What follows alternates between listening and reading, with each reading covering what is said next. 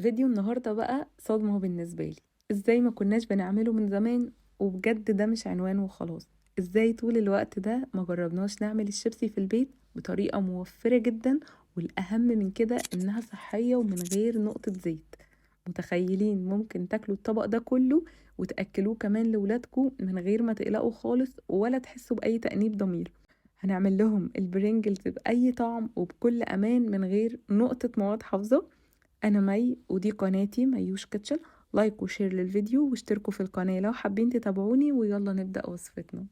انا جبت بطاطسيتين كده، غسلتهم كويس قوي وقشرتهم وقطعتهم مكعبات وحطيتهم على النار يتسلقوا عادي جدا. سبتها بقى تتسلق كويس جدا لحد ما توصل للقوام ده. اول ما الشوكة بتنزل فيها كده بتدوب على طول. بعد كده صفيتها كويس من المية، نصفيها من المية خالص. وعلى طول وهي سخنة بدأت ان انا اهرسها كويس قوي كده بهرسة بطاطس او بالشوكة. بصوا هي اساسا مستوية كويس جدا وهتبقى سهلة جدا وانتوا بتهرسوها بالشكل ده. وكمان عشان اتأكد بقى انها ناعمة خالص وما فيهاش اي قطع صغيرة او كتل كده ناشفة، بدأت ان انا اعديها على مصفى كده ضيقة بالشكل ده. وده بجد احسن طريقة تخلوا بيها البطاطس ناعمة كده وكريمية جدا، هيديكوا قوام حلو قوي. بصوا القوام بتاعها بجد، يعني بعد ما عديتها من المصفى بقت طرية وحلوة جدا، ما فيهاش اي كتل او شوائب ولا اي حاجة. هبتدي بقى اضيف عليها شوية من الملح وكمان شوية من الفلفل الاسود. طبعا ممكن في الوقت ده تضيفوا اي طعم تحبوه حسب الرغبة. اي توابل اي نكهات بتحبوها تقدروا تضيفوها. زودت كمان معلقتين من النشا عشان كده يدي البطاطس قرمشة كده زيادة وتبقى كريسبي. وعايزة اقول لكم من غير النشا برضو هتبقى حلوة. هي يعني مش خطوة اساسية النشا، بس هي بتساعد على القرمشة اكتر. قلبتهم في البطاطس كويس قوي وكده خلاص بقت جاهزة معانا. جبت بقى كيس حلواني هحط كده، يعني بثبته كده في كوباية او اي حاجة عشان يثبت معايا يعني، واعرف احط البطاطس وابتدي احط كمية كده من البطاطس واطلع كده الهوا منه واربطه وابدأ بقى اشتغل بيه.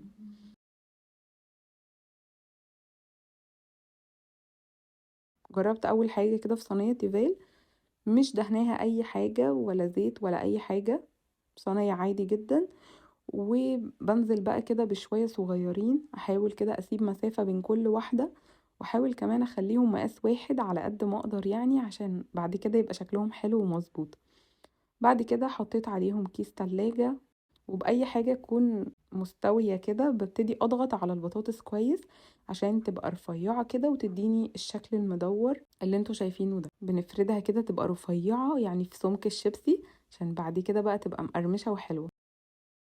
ولو في اي واحدة كده شكلها مش مظبوط شكلها مش عاجبنا بنشيلها وبنعملها عادي خالص.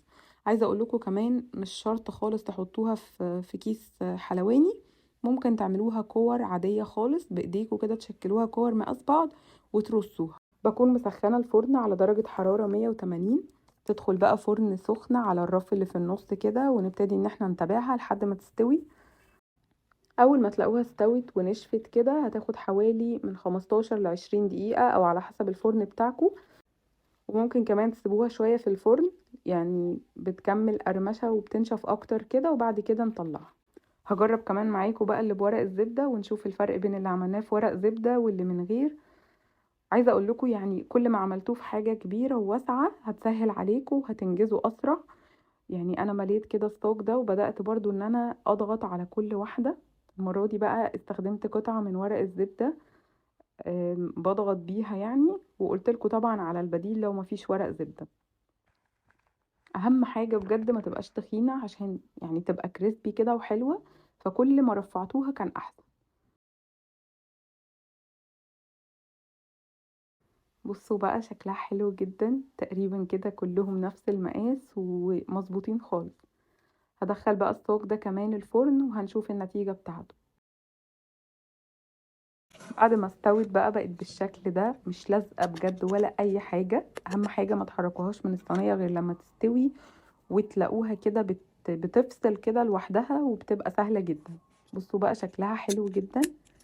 سامعين كمان صوت القرمشه بتاعتها.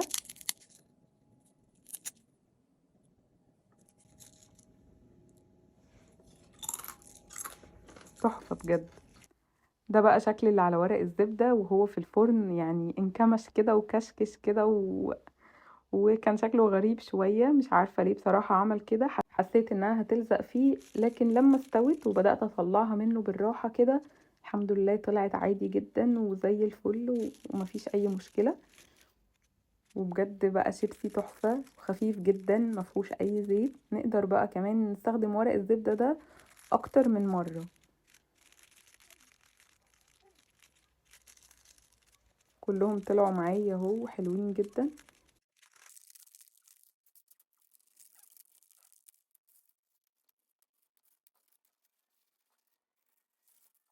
ونقدر كمان نستخدم ورق الزبدة ده اكتر من مرة ونكمل باقي الكمية اللي عندنا، مفيش اي مشكلة. اهم حاجة ورق الزبدة يكون نوع كويس.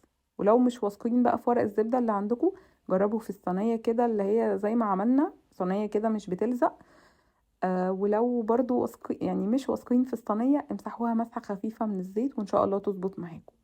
عايزة اقول لكم بجد انا مبهورة بالنتيجة. يعني عمل معايا كمية كبيرة جدا، ده غير كمان اللي كان بيتاكل ورا التصوير يعني.